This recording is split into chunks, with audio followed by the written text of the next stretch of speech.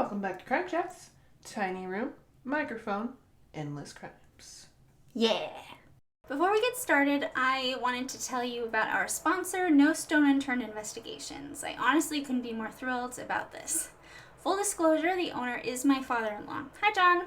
Honestly, though, I'd be telling you guys about him even if he wasn't my father-in-law. He is incredibly intelligent, resourceful, and one of those people who genuinely loves solving problems and helping others. He truly cares about everyone he helps, and he's got a warmth about him that just puts everyone at ease. As a licensed private investigator serving Texas and New Mexico, he helps people locate missing individuals, reconnect with birth parents, identify heirs, conduct background and social media investigations, and much, much more. He even helps attorneys with litigation support and process serving. Basically, he does it all, and he does it all well. If you've ever found yourself searching for answers and hitting a dead end, that's the person I'd call. He will help you solve mysteries with discretion and integrity, and he will leave no stone unturned. Visit nsupi.com or call 512-766-7794.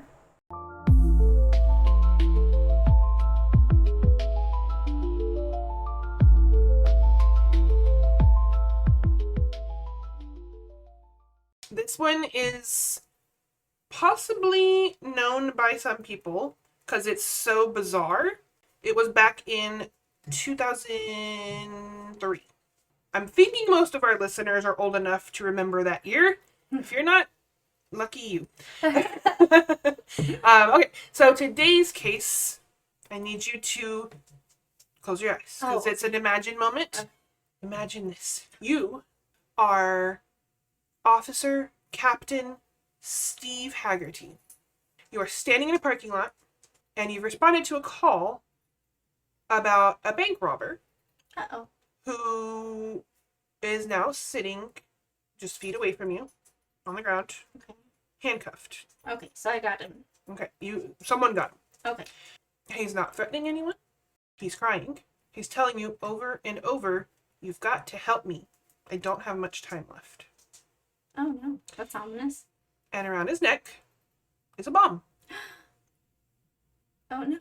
And you're not quite sure if he's lying to you or not.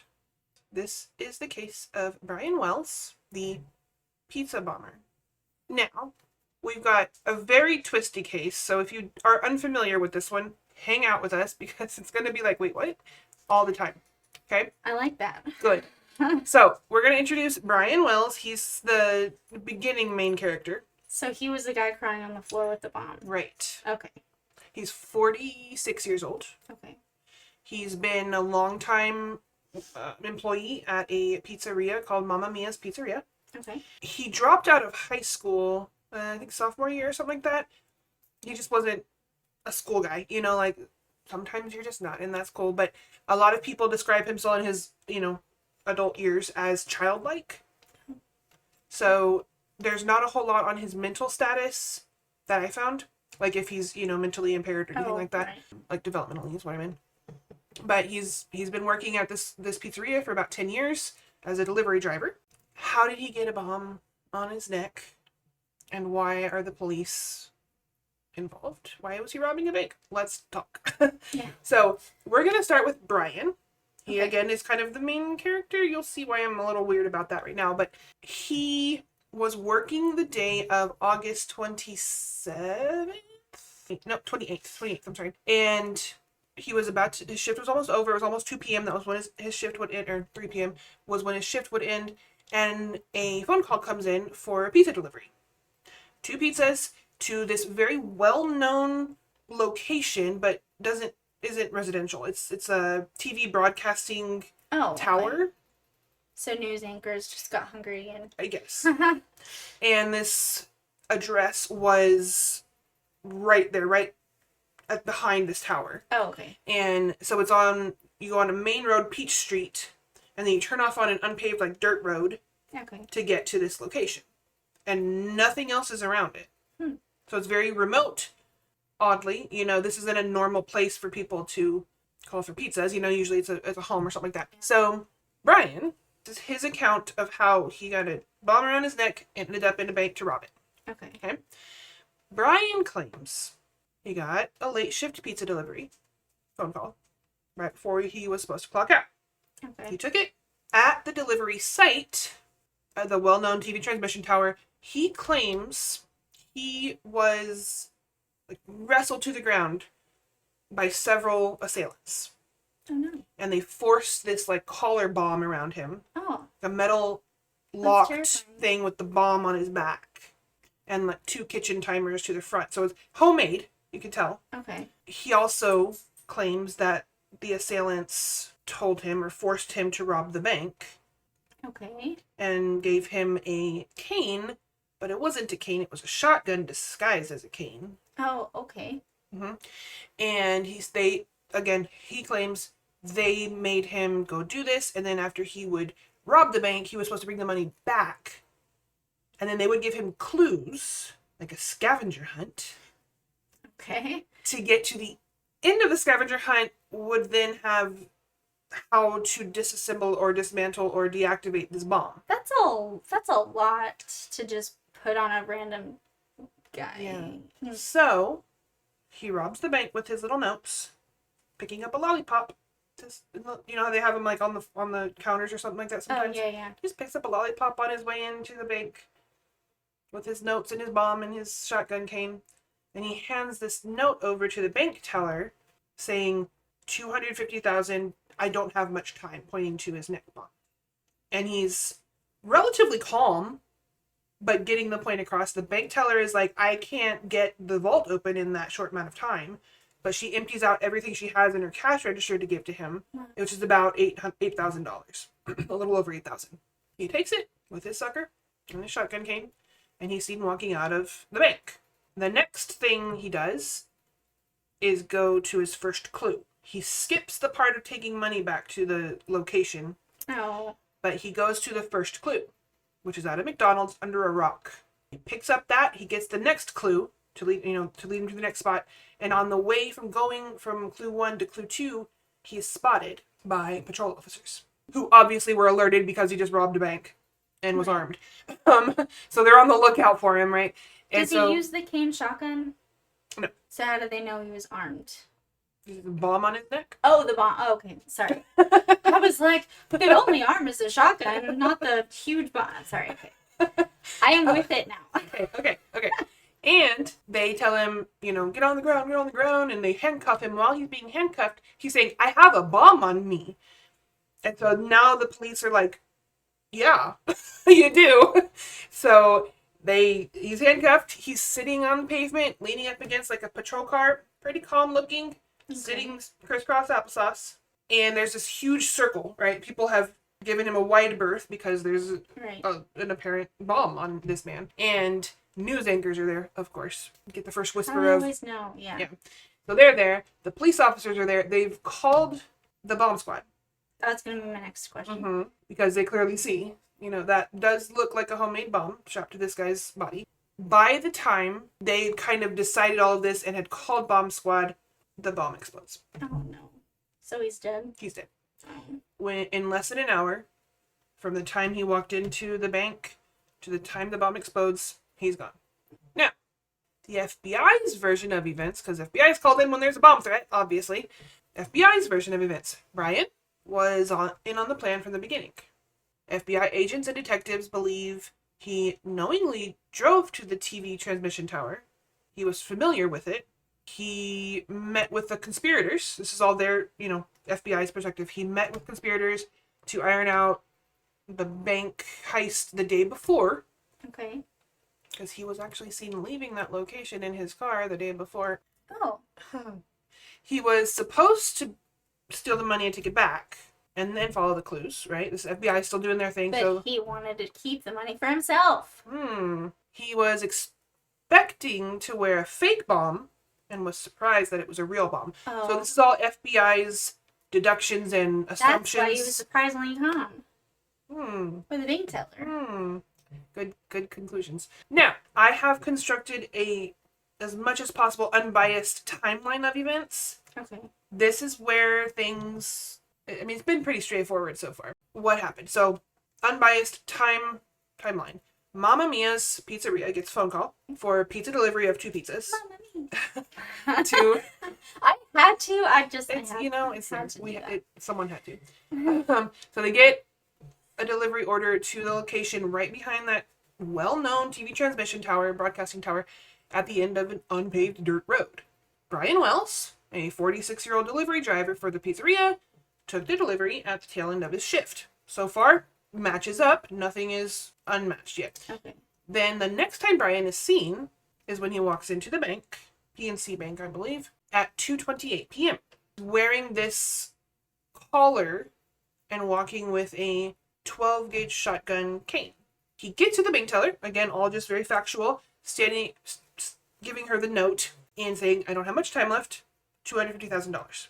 Bank teller can't do it in that time. The vault, it takes time and people and checks and balances and stuff to get a vault in the bank open.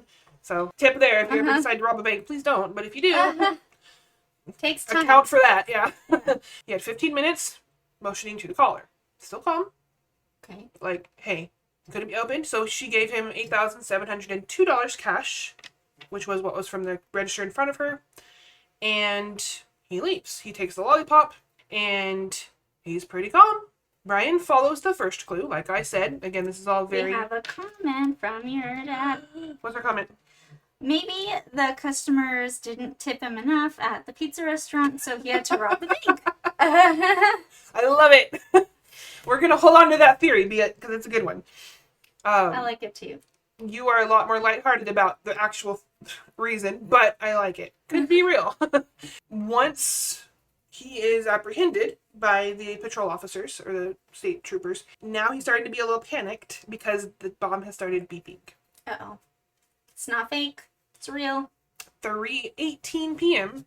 The caller is beeping quickly now. Uh-oh. And it explodes before the bomb squad ever No. gets there. Tears through his chest from the back because it's like the collar's on the front, but the bomb is on the back, connected by wires. So it like blasts through his chest and killing him pretty instantly. Oh. In hindsight, FBI agents, investigators, detectives followed those clues and noted he would have had it wouldn't have been enough time because it was like 50 minutes or something like that from the time he walked into the bank till the time it exploded.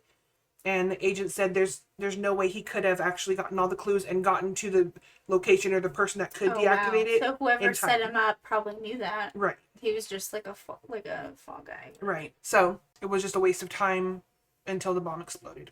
After the explosion, bomb experts dismantled the bomb. Okay. And there were several, it's man-made, but several locks and different things created on the bomb so that literally the only person who could have dismantled it was likely the person who created it. Okay. So whoever made it was probably pretty smart then. Yep. Mm-hmm. Unfortunately, using those smarts for bad. You can buy books on that shit though. You can. I mean, Isn't that scary? Yeah. That's scary, right? Twisty time! Oh, I'm ready. So far, it's been pretty straightforward. Terrible event. So the case turns a little bit cold for a few months. Okay. For a few weeks, sorry. But on September 20th, a man calls the police and says, there's a dead body in my freezer. What's the connection, you ask? I'll get there, don't worry. Because I was the same way. I was like, okay. No, my first question was like, and you're just now realizing that? Did you put it there? And then forget? But remember, this is the case of he just got really, bomber. really drunk, and he was mad, and he just killed somebody, stuffed them in the freezer, and then blacked out. A likely story, but not this one. So the man that calls in is William Rothstein. We're going to call him William. So William calls the police to say, there's a dead body in my freezer. William knows a woman, Marjorie Deal Armstrong, but we're going to call her Marjorie, who contacted him, William, to help her move the dead body and dispose of it. What? So we got William, we got Marjorie, who is the dead person. Glad you asked. The dead person is James Roden. Okay. James, who was Marjorie's boyfriend. Well, hold on. Uh-huh. So I wasn't even questioning who the dead body is. My mind was all over Marjorie. Like I was like, okay, so did Marjorie kill this guy and then ask William to help her dispose of it, and then William just didn't? Well, he put it in the call freezer. police? Right. Okay. Good thought. Were William and Marjorie doing it? Good thought. I mean, there's some of that later, but kind of. Guess what kind of gun James was shot with. A cane shotgun. Kind of, the 12 gauge shotgun. Okay. So you're very close. Good guess. I was so excited. And she doesn't explain why until much later. So I'm not going to tell you why until much later. We're going to go in order of kind of how the police figured things out, No, too. that's good. I'm just like, ugh. It's a, what do you call that, cliffhanger. So police show up to William's house and arrest him because there's a dead body in his house that he's hiding, right? Right. They also arrest Marjorie for murder. Right. Okay, so they're both being arrested. She pled guilty, but mentally ill, Oh, okay. which is one I haven't heard before. So I had the forethought Mm-hmm. to call my neighbor to help me dispose of the body in his freezer, but I'm mentally ill and I can't possibly be Right. guilty of doing this. It was my mental. I'm guilty, but I'm insane. Whatever. We're going to get to that too. Don't worry. So that is her claim. That is her plea. She is incarcerated, but first goes to state institution because she claims she's mentally ill. Okay. And after a little while there, she is transported to SCI, which is State Correctional Institution. Oh, I was gonna guess that. Oh man, I should have let you. So she's transferred from the mental institution to SCI Muncie to serve out the rest of her imprisonment. She doesn't like SCI Muncie. She says all of the officers and correction officers and people there are plotting against her and treating her unfairly. Oh no. Yeah. You can't kill a guy, and you can't just kill a guy anymore. People are mean to you. Oh, so sad. So she is incessantly corresponding or trying to she's sending letters to FBI agents and people that she thinks can make things happen for her, saying, I know information about that Brian Wells case. Oh, okay. But I'm not going to tell you Oh. unless Kind of like Ted Bundy. have me transferred to SCI Cambridge Springs. Because those people are nicer. How does she know that? I don't know. She claims later that she wanted to be transferred to Cambridge Springs because it was closer to her family. Oh. You can't go see your family, Yeah. bro. Doesn't matter. It doesn't matter. Whatever. But there were bad intentions. Regardless, she's a liar. Okay? I'm throwing that one out there. Shocker. She is a liar. Shock. Marjorie says, so we've heard Brian's side, we've heard FBI's assumptions and deductions. Marjorie, the criminal who's murdered, Okay. been caught for murder, and has been blackmailing, basically, other people I got stuff, but I won't tell you until you do this, right? She says William, the one who she called to help dispose of and whatever, the dead body, and Brian, collar bomb dude, knew each other. They were acquainted. They play ball on the weekends. Brian even having visited his house before, Oh. William's house, Hmm. on multiple occasions. Huh. She also says William had financial motive and the brains, which you mentioned, to construct this bomb and need the money from the bank.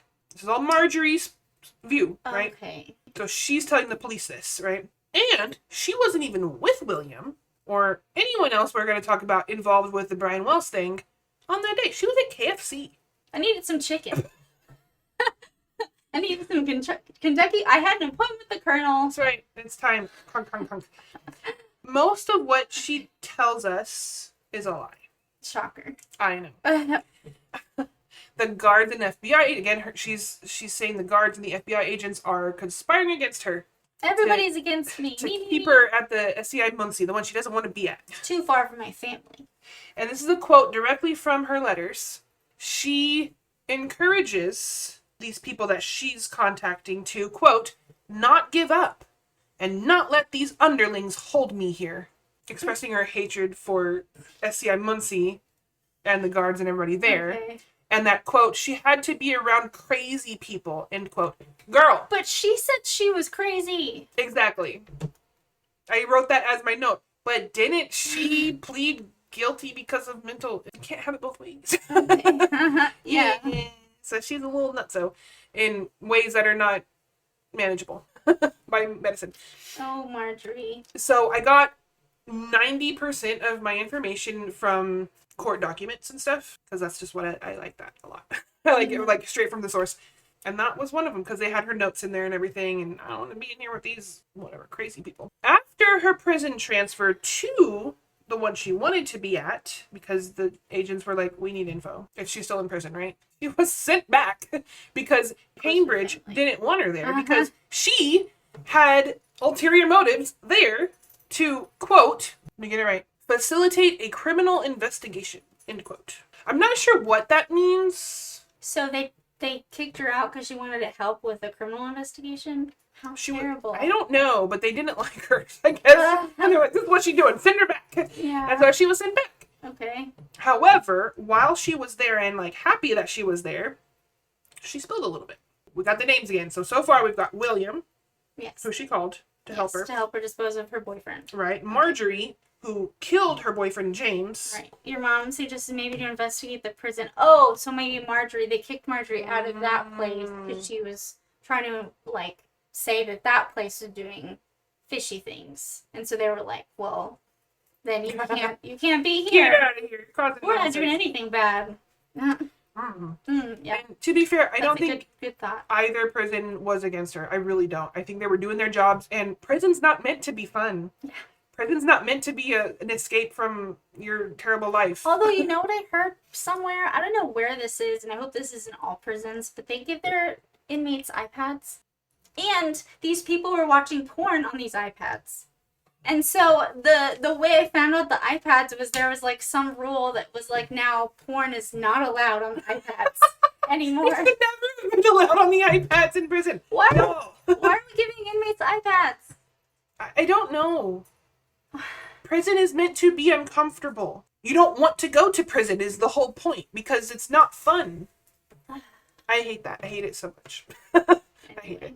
She spills. That's where we stopped, right? She spills a little bit because she's happy that she's in this Cambridge prison, but then she gets sent back later. But anyways, while she's there and happy, she's like, I got info. And she says James Roden, the boyfriend that was killed, was killed because he was going to disclose the bank robbery plans. So everybody knows everything. Pretty much. Pretty much. Okay. So that's what she says. Okay. She never, in any of the documents that I read, says, I killed him because of this. It was like a distancing, he was killed because. Okay. Words are important. Yeah. So. It's so hard to take responsibility for our own actions. Sure is. Yeah. Even though she pled guilty, which means whatever. I can't understand the workings of criminals, which is good. She also claims William and James were fighting over her. Aww. There's a romance that you wanted. There's gotta be a love triangle. I knew you wanted it. So she says they both were infatuated with her. Okay. And so James and William had beef. Okay. Because they both wanted Marjorie. Okay. Romantically. That has not ever been substantiated at all, yeah. She also claims that she did give William 2 kitchen timers because he asked for them the month before the bomb. But she claims she had no knowledge what they were going to be used for. Wait, sorry. William asked for the kitchen timers. Yes. Okay. Probably to make the bomb. Right. Okay. And he also had... Or he liked to cook a lot. And he needed to time more than one thing. He had background in either something explosive or something like that. Okay. So he did have the know-how to potentially create an explosive. So she says he has financial reasons, which she doesn't really go into. She says he has the know-how to create the bomb, and now she's given him aspects, parts, pieces to complete said bomb. Okay. So this is all Marjorie's perspective. She also says she witnessed William purchasing a shotgun shell, a box of shotgun shells from Kmart. Just buy that stuff, Isn't that scary? It's so scary. You can just buy things. You can just buy things. It's like the Bever Brothers. Like just getting all that on Amazon or online. Amazon. Yep. You just buy stuff. All you have to do is click, yes, I am 18 or older. Who's going to check that? That is so scary. Anyways, so in February of 2006, So Marjorie's been in jail. She's questioned again by agents. She's Mirandized, and she signs that she acknowledges her rights. Okay. She later says things. So I'm really proud of she was Mirandized, and she signed with her own hand that she understood her rights. Okay. She has more information, she says. Oh, I forgot to tell you this part. But she forgot about the whole, you have a right to be silent. Anything you say can and will be used against you in court of law. Again, she thinks she's brilliant. Okay. Narcissism. It's everywhere. Anyways, the investigators ask Marjorie, why were you seen at all of these specific locations that were tied to the Wells case on the day of the Wells explosion? Brian Wells explosion thing. She goes, well... Oh, Marjorie was in all the locations. Yeah, but why? She says, William told me to be there. Because he left me. Yeah. And, they seemed like good locations for dates. I don't know. She says... She seems like she's the criminal mastermind behind all of this now. Interesting theory. Let's continue. William, according to Marjorie now says William was setting her up because she's now seen the light. Oh, okay. Okay, she's like, William was bad. William was setting me up because if William got caught, then he would just point the finger at me, Marjorie, and I'd have to take the fall for it because I was in those spots. I was in those places. I'll let you try to make that make sense. I can't. Yeah, exactly. Yeah. So she's just talking to talk and trying to not get in more trouble by withholding certain things. But I love how people just they dig deeper and deeper and deeper. Like you're digging your own grave. Like just stop digging. Shut up. It's deep enough. You have the right Stop. to remain silent. Yeah.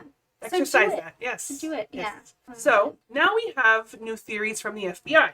Okay. So FBI theorizes Marjorie. Oh, Kenneth. We haven't talked about Kenneth. Kenneth. Like Kenneth Meisner. Kenneth is a new character in this whole debacle. Lots of people. Okay. There are a lot of people, but that's the last one. Don't I'm worry. gonna start making a Game of Thrones family tree. I was like, I need to make like a family tree kind of thing. Like, who knows who? How do you know them? Why is that person involved? What? Okay. So Kenneth was called by Marjorie. Okay. This is Kenneth's claim. Kenneth claims Marjorie called him to kill her father because she wanted his inheritance. Ooh. And the whole reason behind the bank robbery, she says to him, Marjorie told Kenneth, I will pay you for the hit on my dad with the robbed money from the bank. Hold on. So we're connecting everybody at this point. Hold on. So she killed her boyfriend, but then she wanted Kenneth to kill her dad? Where's her dad? Have we found her dad? He's alive. Oh, okay. He's alive. But that's not the only people that have died in Marjorie's life, suspiciously. Huh. But I'll get there. So the FBI theorizes Marjorie, Kenneth, William, and Brian, bomb dude, all went to William's house the day before the bomb exploded. Okay. And that's where Brian is seen leaving after their meeting, whatever they talked about. I think we can all guess. But that's where he is now seen leaving the residence or that street, that unpaved road, from William's house. So FBI theorizes the four of them were like finalizing plans for the bank robbery. Right. And how to make it look legit, I guess. That's the thought there. The day of the incident, so the 28th of August, okay. Marjorie, Kenneth, and William, no Brian at this point, no bomb dude, all meet at the Shell gas station, and William used a payphone to call in that delivery order. Okay. You with me? They were all meeting beforehand on the 27th to... So they all conspired. This is FBI's for theory. All of this, and Brian was going to be the fall guy. The hitman. That didn't know. Yeah. Okay. That's a theory. Okay. Brian meets up with the other three at the TV tower. After the delivery was called in, he goes. But the FBI is speculating that he knew the plan. Right. So he's like, I'm going to take this order. Don't worry, it's my last one, and then I'll clock out, right? That kind of thinking. So he goes to the TV tower. He wasn't attacked by assailants like he said, but rather willingly allowed this necklace collar thing to be put on him. Because he thought it was fake. And then it wasn't. Oops. Yeah. Sorry, Brian. Rip. Unfortunately. Marjorie and Kenneth are lookouts. So they're in a car. Remember how Marjorie was seen at different locations? The same. They're lookouts. Okay. Is the FBI's theory, because they're at like across the street or right down the street from each location that the scavenger hunt is, or the bank is, or the whatever. Okay. So didn't really do a good job. Just saying.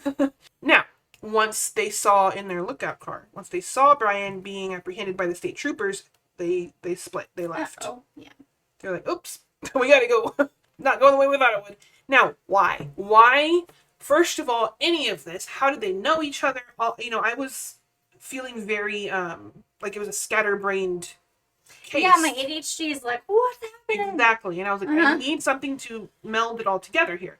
So, again, Marjorie solicited Kenneth to kill her dad, and she would pay him for that service by the robbed money from the bank. Okay. Marjorie has a documented history of violence and mental instability. Oh, yeah. Because then she killed her boyfriend. Right. But that's not the only person, again, that has died suspiciously in Marjorie's life. So Brian killing the boyfriend had nothing to do with bank whatever. That was just, he just needed to go because I don't know. We'll get there. Oh, okay. I'm telling you, it's a twisty case. You have to follow the twists, okay? Right. I'll get there. I'm invested. I'm just also very confused. Yes. So, I want a twist, right? Mm-hmm. Yeah, you should have, I don't know if you saw my face when you said her dad. I was like, what? Where did dad come from? Where did dad come from? Exactly. Oh, wait, we have Kenneth now. Who? What? What? Why? What's happening? Okay, so Marjorie's background. In 1983, a boyfriend died by a shotgun shot. Man, they look shocking. But she was acquitted for that one because of reasons. Okay. So she killed a boyfriend in 83. Okay. Went to trial and was acquitted. Okay. Then Do we know why she was acquitted, or do Nope. we know? Okay.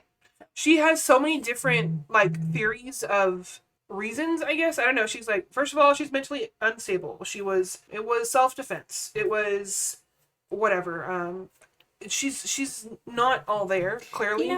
This is probably an unpopular opinion, but the more I hear about people that are clearly guilty of stuff being acquitted, I'm like, it's because we're letting a jury of their peers decide if they're guilty or not.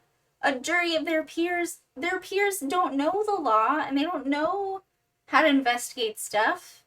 Yeah. So a lot of guilty people are getting off because the jury either feels bad for them or feels some kind of solidarity or doesn't understand. I think there's a lot of weight there, but I also know that even if the jury, whatever their decision is, the judge always has the final say. Yeah, that's true. So yes, I'm with you on that. We all have biases. We all do. Yeah. We all do. Well, if you think you don't, check again. Ask someone else what your biases are because you got them. But I just recently went to jury duty, or I was summoned for jury duty. I didn't get picked. Jealous. It was so cool. Anyways, we're weird. We want jury duty. Yeah. I really do. But it was interesting in the questions that they asked of the whole, the group, and then you had your little paddle of your number. Mm-hmm. And so talking about biases and things like that, it's interesting the questions they ask to create their own jury. Yeah. Because both sides have to agree on the jurors. Yeah. And so maybe someone with a bias, like the specific case I was called in on a jury panel for, had to do with drugs and things like that. And I think it was manslaughter. Someone died because this person was high, basically. Oh, okay. And their actions caused this person's death. And so a lot of the questions were, have you had experiences with controlled substances? And you would raise your hand if yes or no. Do you think you can unbias or put your biases aside to judge this fairly? Yes or no? That's a weird question, though, because everybody's gonna be like, yeah, I totally can. And well, a lot of people lie to get out of jury duty, though, too. Oh. We're the weird ones. We'd be like, yeah, I can. I totally can. No problem Put here. me on Please the put me in jury. the jury. Get her out I here. want to get in that little room. I want to be in that tiny little room. I want to be in the room where it happens. So, I can definitely see that, but I think jury selection is an art by the lawyers. Like, they hire people that, like, that's their... I mean, at least they made a show about it. I don't know if it's real, Was but, that like... not Bones? Bull? Or Bull! something? Yeah, with Tony from Where, like, NCIS. it's his job is just to tell you who's going to be the best, or... It's psychological? What's the word? Psychological analyses, on these people's faces and demeanors and stuff. Yeah. Anyways, that was a rabbit hole. So, she's acquitted for the murder of her boyfriend in 83. Okay. And then later, another boyfriend dies suspiciously from head trauma. So, I don't know about you, but I kind of feel like Marjorie is centrally in all of the problems. Yeah, she's the common denominator here. So, unfortunately, Kenneth, the hitman that Marjorie hired to kill her dad. But didn't kill her dad. Did not kill her dad. Okay. Do we know why he didn't go through with it? I didn't find any, like, solid reasons for that, so we're just gonna say unsure. Okay. He did have a past of, like, drug dealing and whatever, bad things. Okay. So while he was in prison for one of those problems, he did spill, like, he talked about this case, the Brian Wells case, a little bit, and how Marjorie was just, like, she was smart in a weird way, like, manipulative, kind of. So, shocker, again. But he dies in 2008. Oh. He testifies against Marjorie, though, before he dies. Okay. But he was sentenced to 45 years for his crimes. Now... He dies in jail? Yeah. Okay. He died in 2019 from lung cancer. But he was in jail. Okay. Wait, so who died in 2008? Nobody died in 2008. Oh. In 2008, Kenneth is apprehended and testifies against Marjorie. Oh, okay. But then he goes to jail. Oh, okay. And then in 2019, he dies. Okay. He's the last one to die in this story. Okay. Uh-huh. Do you remember William? Yes. Okay. William dies in 2004 before ever getting questioned by police. So whatever he knew about any of this, so we're never gonna know anything that happened. No. Sweet. Yep. I love that. Yep. And then in 2017, Marjorie dies from breast cancer. Oh. I know. Again, we've said this before. I always feel like it's just a sucker punch to justice when criminals die before they should. I don't know if that's the right way to put that, but they should suffer in jail. This is a really, really illegal idea and bad, and I probably shouldn't say it. But if you're gonna commit a crime, if you want to commit a crime, do it when you have terminal cancer, I guess. I mean, yeah, so if you're dying. If you die before they can try you and sucks though. Man, you. That sucks. Yeah. Ugh. Don't do that. Don't. It's not that hard to not kill people. That's our new jingle, okay? Get with it. So, I mean, that's kind of the end. Oh, it's not. Okay, remember in 2010, Marjorie is tried. November 2010, Marjorie is tried and convicted of conspiracy, right, armed robbery resulting in death, okay, and using a destructive device during a crime of violence. Okay. So basically, she's going to be in jail the rest of her life, right? So 2010, the whole thing kind of comes to a head. Marjorie is not blamed, but all of this comes down to her. In court, she's the one that's found, like, as the mastermind and the connection between all of the other people. Okay. So had Marjorie not existed, these guys probably would never even known each other. Okay. Right? So she's the middle. She's the center character of the whole thing. Okay. And everybody knows it. So she's convicted, life plus 35 years, I think, or plus 30 years. Less than a year later, in 2011, a movie is produced about this incident called 30 Minutes or Less. It's a comedy. Of course it is. I want to watch it. I kind of do too, but I have split reactions to this because, first of all, the traumatic death of someone that's not is funny. not meant to be a joke. Yeah. Anyway, so there's a huge split. I would say it's primarily negative toward this film, and like, it's disgusting. Why would you make light of something so bad? But then some are like, I didn't even know this was about this case, and I really liked the movie, but now that I know it retrospectively, I'm disgusted by myself. It's like, yeah. So I'm split. I want to watch it, and I really don't. Yeah. But I didn't watch it, and that's kind of it. So the overall thinking is that either Brian was involved and knew about it the whole time, or he was an innocent victim also. Oh, okay, so yeah, I guess that's the burning question is, did he know or did he not know? Right. We're never gonna know that. And his brother John Wells is still alive, and he created a website. It doesn't exist anymore. I tried to go to it, and it was like, oh, what is that? 404 error, not do you have the found. Wayback Machine? I've never done that before. Me neither. People talk about it though. Oh, here we go. It was brianwells.net. But John is 100% convinced Brian was not a co-conspirator and that he had no idea that this was happening or that it was going to be a plan, that he believes Brian's thoughts or statements that he wasn't involved at all. He was tackled to the floor by assailants and forced to wear this bomb necklace. And so John is still his voice after he died. Yeah. But I would say an alarmingly larger percentage of people, including law enforcement, believe he really was involved because of, he knew the people. It wasn't like they were strangers, kind of, Right. so there's mixed. Was Brian one of the ones that Marjorie was like, he left me or he left me? No, Oh, that okay. was William and James. William and James. Okay, got it. Okay. Yeah. But he knew Marjorie. Right. So maybe he liked her. I'm surprised she wouldn't have said that though. Hey, do you want to help me with this? Right. I'll totally bang you after. And then he was like, okay. uh-huh. I don't know. Guys can be real dumb is all I'm saying. I want to show you some pictures. So I have some photos. It's a collage from Reddit, believe it or not. I'm actually really liking the Reddit true crime subreddits. So we have, this is Brian Wells. Okay. This was the collar bomb that was put on him. So the bulky part, it was in the back on his kind of upper back area. And then the collar was in the front with 2 timers up here. Mm-hmm. So you can see it's under his shirt. This is him at the bank with his shotgun cane. That's kind of cool. It's kind of cool. It's kind of cool. If it's not real, it's cool. I want a cane that's also like people have like swords and like weapons and stuff, or like a dagger. Like a James Bond weapon kind of thing. Yeah. It's in your shoe or something like that. So this is him coming out of the bank with his bag of money and his sucker. Hmm. Mm-hmm. All right. But you can see there's bulky something under his shirt. It's there. Mm-hmm. Then we have, this is him sitting crisscross with his hands behind his back, and the police are all around. They've created a nice wide berth, and all the TV anchors are there and everything. And then after. Oh. Now, there's my source. Can't believe this is real on Reddit.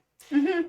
The news anchors were rolling the whole time live, but the second that it exploded, they cut, which is great. I would think this day and age, they don't have that much humanity, but this day and age they'd keep rolling, but anything. So he looks pretty chill. He probably still thinks in that photo fake. that it's fake, and then he hears the beeping and he's like, oh.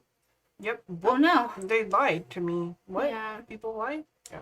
So that is the pizza bomber twisty case. Wow. Was that twisty enough? Yes. Okay. That's good. Wow. There was a lot of like people involved in that. Yep. Oh, Marjorie. She just did the whole thing. Do you believe Brian knew, or that he was an unwilling participant? I mean, the fact that he seemed calm in the bank, and like the picture of him like walking out, like he looks like sucker, he looks like nothing's wrong, and like the way he's sitting real chill and stuff. Like I think he knew. I don't know. I don't know. Yeah. I'm like 80% and then 20%. I would honestly side with the FBI's theories that he was in on it but believed it was fake. Yeah, no, I believe that he thought it was fake because of how chill he was. He was like, I'm part of this, man. They're not gonna, but then he heard the beeping and he was like, oh my god. Yeah. The statements from prison, basically, of those three people that were arrested for this, I don't know if it was Marjorie's plan, I'm assuming it was because she's kind of behind all of it, was the reason they changed from a not real bomb to a real bomb was that if Brian had gotten caught and killed, there'd be no witness to the crime. He couldn't be questioned about anything. Yeah. So that was kind of But he would never have gone along with it had he known it was a real bomb. Likely. So they told him it was fake, right. And he was like, oh, okay. That's the kind of best theory, I think. But he skipped He just went right to the first clue. Right. So he was probably like, I'm just going to take the money and run. That part has never been, yeah, because he was supposed to bring the money back. Right, yeah. So it seems to me like he just like got a little too cocky, like, yeah, that's mine. He was like, I did it. I stole the money. I should take it.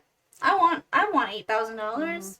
But then why go through the motions of following the scavenger hunt notes if he knew or he thought it was fake? Why not just go straight back to the group and say take it off? I don't know. There's a lot of unanswered questions, and of course the people that had the answers are either dead now, or I guess they're all dead now, and they were all liars. I mean, criminals, come on. But we don't know because he's gone, they're gone. But that's the best theory, I think. Yeah.